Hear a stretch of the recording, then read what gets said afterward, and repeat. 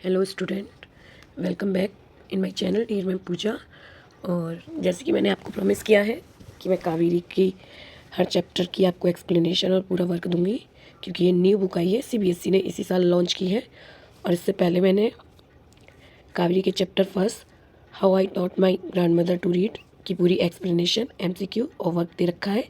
अगर आपको उस चैप्टर का वर्क करना है तो आप मेरे चैनल पर जाएँ, या प्लेलिस्ट है, प्लेलिस्ट में इस वीडियो से ऊपर वो चैप्टर है, आप उसको आराम से कर सकते हैं। तो आज जो हम चैप्टर पढ़ेंगे वो है भारत अवर लैंड, जो कि एक पोयम है और चैप्टर 1 की ही एक पोयम है। तो इसको हम अच्छे से पढ़ेंगे और इस पोयम में क्या बताया गया है वो हम आगे देखेंगे।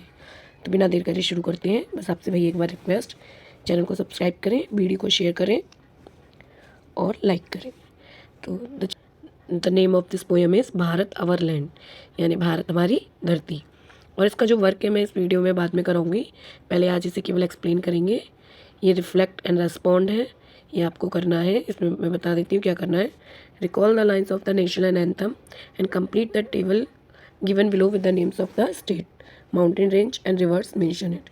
यानी ये जो स्टेट है हमारे नेशनल एंथम में जो दी गई है वो यहाँ लिखनी है, यहाँ माउंटेन रेंज लिखनी है, यहाँ रिवर्स लिखनी है। ठीक है, तो ये मैं आपको वर्क कराऊंगी। आज केवल हम एक्सप्लेनेशन देखेंगे। चलिए पहले हम रीडिंग कर लेते हैं। The mighty Himmat is ours. There is no equal anywhere on earth. The generous Ganga is ours. Which other river can match her grace? The sacred Upanishad are ours. What scriptures else to name with them?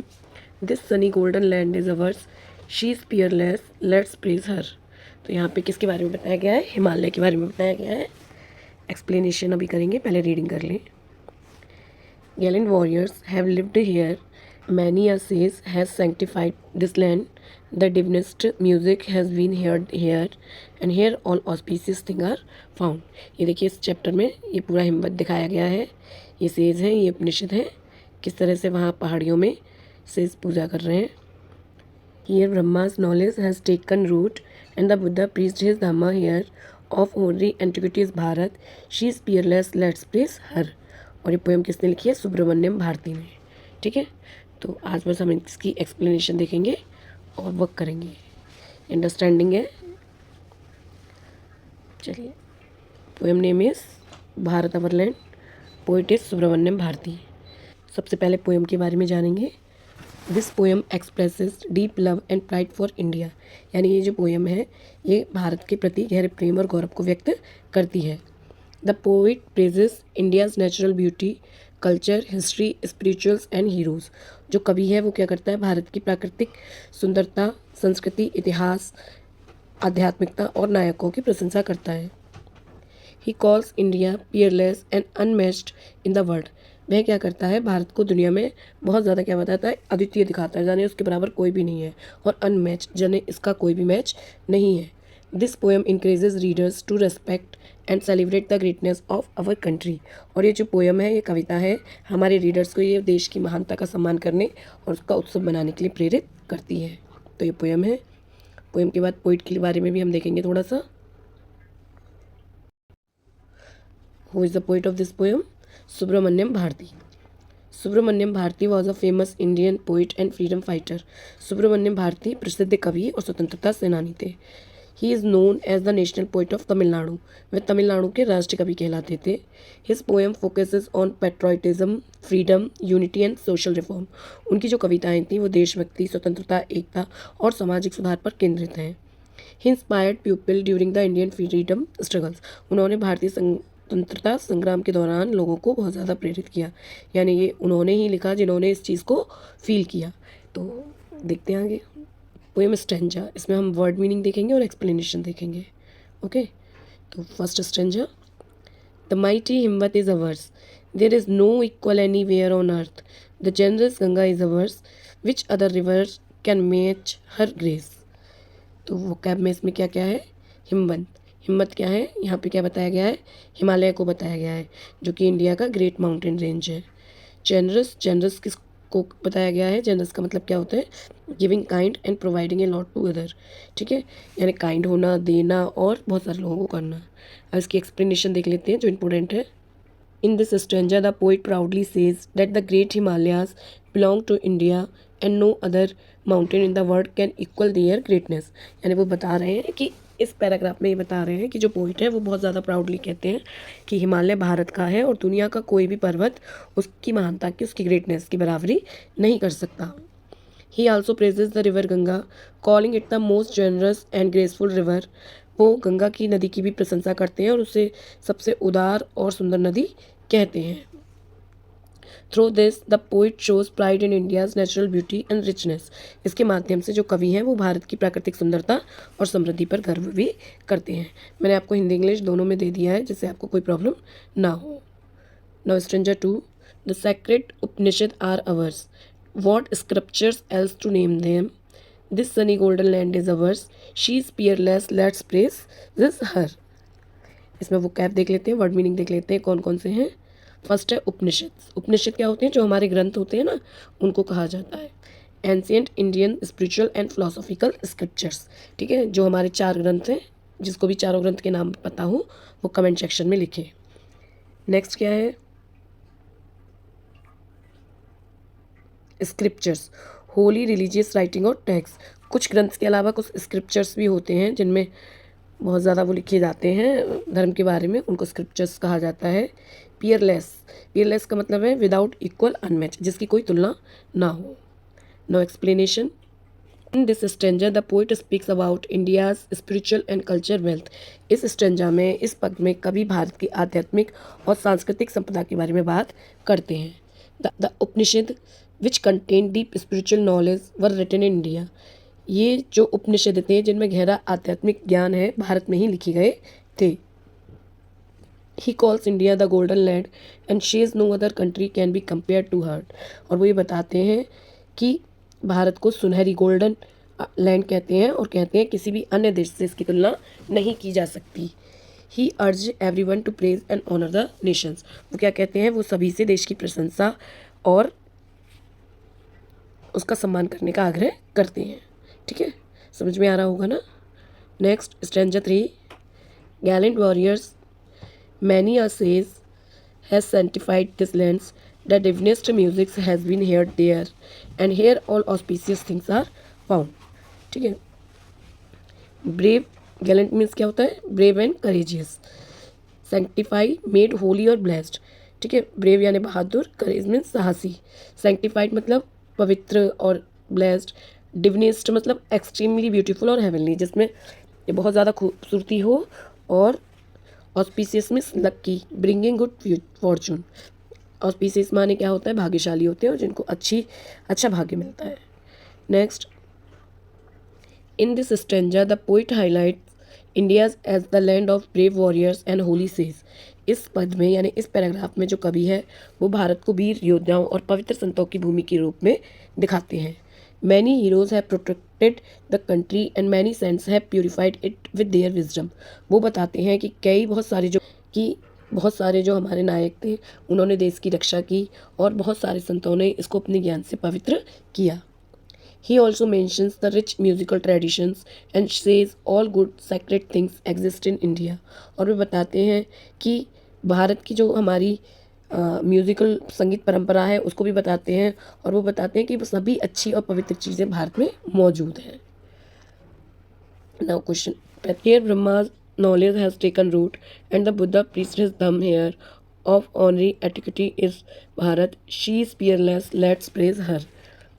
इसमें देख लेते हैं Brahma knowledge का मतलब क्या है? Spiritual knowledge about the ultimate truth. Taken root का मतलब है आध्यात्मिक हमारा ज्ञान. इसका क्या मतलब है? जो हमें सत्य से आध्यात्मिक ज्ञान मिलता है. बिकम फ्रॉम फर्मली एस्टेब्लिश्ड, जो कि क्या हो? सत्य ऐसा जो बहुत ज़्यादा एस्टेब्लिश्ड हो. धम्म मतलब टीचिंग ऑफ बुद्धा, बुद्धा धर्म की टीचिंग यानी जो उसकी शिक्षा थी. Path of truth and righteousness. Honoured antiquity का मतलब है वेरी एंशिएंट टाइम्स, यानी बहुत पुराना समय. In the last stanza poet shares that India is the birth place of Brahma knowledge spiritual wisdom.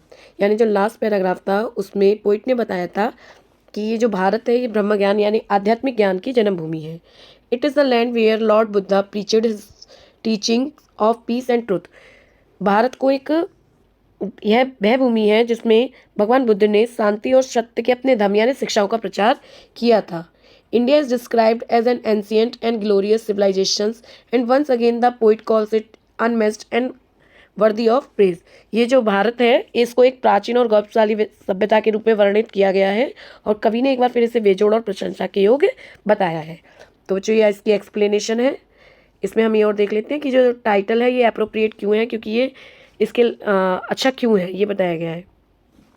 The poem is named Bharat our land because the poet proudly celebrates India's natural beauty, spiritual wisdom, rich culture and ancient history. तो इसमें ये बताया गया है, जो title है ये इस कविता का नाम भारत हमारी भूमि इसलिए रखा गया है क्योंकि कवि गर्व से भारत की प्राकृतिक सुंदरता, आध्यात्मिक ज्ञान, समृद्ध संस्कृति और प्राचीन इतिहास का उत्सव मनाते हैं।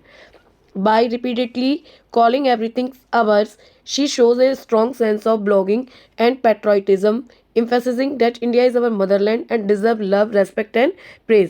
वे ये बताते हैं, हर बार चीज़ को हमारा हमारा कहकर बोलते हैं। वे अपनेपन और देशभक्ति की एक मजबूत भावना दिखाते हैं और इस बात पर जोर देते हैं कि भारत हमारी मातृभूमि है और प्रेम और सम्मान और प्रशंसा की हकदार है। ठीक है, इसकी जो थीम है ये भी हम देख लेंगे। थीम में पेट्रोइटिज्म एंड नेशनल प्राइड है। The poet expresses deep love and pride for India as a motherland, glory of nature. The Himalayas and the Ganga symbolize India's natural beauty and greatness. ठीक है, वो बता रहे हैं इसकी खूबसूरती को। Spiritual heritage, the Upanishad and Buddha represent India's rich spiritual wisdom. Land of heroes and saint, ये सब इसकी थीम है जो पोएम में दिखाई गई है। Ancient and peerless nation, unity in diversity. और जो इसमें पोइटिक डिवाइसेस यूज़ हुई हैं ये ज़रूर आप लिख लीजिएगा, ये बहुत इंपॉर्टेंट है। हर पोएम से पोइटिक डिवाइसेस ज़रूर पूछी जाती हैं। Repetition, it is use to emphasis strong patriotism and belonging towards the nation. ये क्या बताती है, रिपीटिशन करती है बार बार लाइन्स का। और यहाँ पर हमें एग्जाम्पल है इसका, let's praise her highlighting pride and unity. ठीक है, ये लाइन 2 बार रिपीट हुई है। नेक्स्ट है पर्सोनिफिकेशन। पर्सोनिफिकेशन क्या होता है, ह्यूमन क्वालिटी दी जाती है, यहाँ पर कंट्री को दी गई है, एब्स्ट्रैक्ट आइडियाज़ को दी गई है, making India appear alive and sacred, यानी जो इंडिया है उसको जीवित दिखाया गया है, पवित्र दिखाया गया है। तो यहाँ जो लाइन है वो एग्जाम्पल ये है, she is peerless, let's praise her, present India as is respected mother figure, Brahma knowledge has taken root, gives knowledge the human action of growing. ये जो लाइन्स है इसमें पर्सोनिफिकेशन है। नेक्स्ट है पोइटिक डिवाइस रेटोरिकल क्वेश्चन। इसका मतलब होता है कि इसमें हमें आंसर की ज़रूरत नहीं होती, ये अपने आप आंसर सब लोग जानते हैं, मानते हैं। Which other river can match her grace, तो सबको पता है, nobody. Rhyme scheme, rhyme scheme देख लीजिए। The poem is written in free verse, ये फ्री वर्स में है, with no fix rhyme scheme, allowing the ideas to how naturally, इसमें कोई राइमिंग स्कीम नहीं है, फ्री वर्स है ये। टोन क्या है, टोन का भी क्वेश्चन आता है। Tone of the poem is proud, patriot and celebratory, praising the greatness of India, ये सब बताता है। एलिटेशन, एलिटेशन का मतलब क्या है, add rhythm and musical quality through repeated consonant sound. ठीक है, जैसे जनरस गंगा, जी रिपीट हुआ है तो यहाँ एलिटेशन है। Symbolism, represent deeper ideas about India's heritage and spiritual culture. जैसे एग्जाम्पल है, Himalaya symbolize strength and pride, Ganga symbolize purity and life, Upanishad symbolize spiritual wisdom. Imagery भी है इसमें। Creates vivid pictures of India's natural beauty and culture, इसमें से 2 या 3 लिख लीजिएगा, काफ़ी है। एग्जाम्पल देख लीजिए, mighty Himavant suggest the grandeur of the Himalayas, sunny golden land shows the brightness and richness of the country. Hyperbole भी है, बहुत ज़्यादा उसको बड़ा चढ़ाकर बोला गया है। It is use to express great India's greatness and uniqueness. Examples, there is no equal anywhere on the earth, emphasize unmatched greatness, all auspicious things are found, shows India as the home of every good। ठीक है, quality. तो बच्चों आज मैंने इसका explanation ही किया है। तो स्टूडेंट आज मैंने इसका केवल एक्सप्लेनेशन ही किया है, ये आपको बहुत इंपॉर्टेंट है। नेक्स्ट वीडियो में मैं इसकी सारी एक्सरसाइज भी कराऊंगी, क्वेश्चन आंसर कराऊंगी। तो आप चैनल पर बने रहें, अपने फ्रेंड्स को शेयर करें। मुझे अच्छा लगेगा अगर आप कमेंट बॉक्स में बताया करेंगे कि किस तरह की वीडियो लगी। थोड़ा सा साउंड में प्रॉब्लम आ सकती है क्योंकि तबीयत ठीक नहीं है, लेकिन फिर भी मैंने सोचा कि वीडियो मैं बना दूं। तो प्लीज़ बच्चों वीडियो को लाइक करें, अपने फ्रेंड को शेयर करें और चैनल को सब्सक्राइब करें, क्योंकि मुझे पता है आप डांस की वीडियो शॉर्ट्स तो बहुत देखते हैं लेकिन पढ़ने की वीडियो कम ही देखते हैं। ठीक है, कोई बात नहीं, जैसा जिसका मन, लेकिन अगर आपको पढ़ाई चाहिए, अच्छी पढ़ाई चाहिए, तो आप इस वीडियो को ज़रूर लाइक करें। ठीक है, मिलते हैं नई वीडियो के साथ। Bye bye.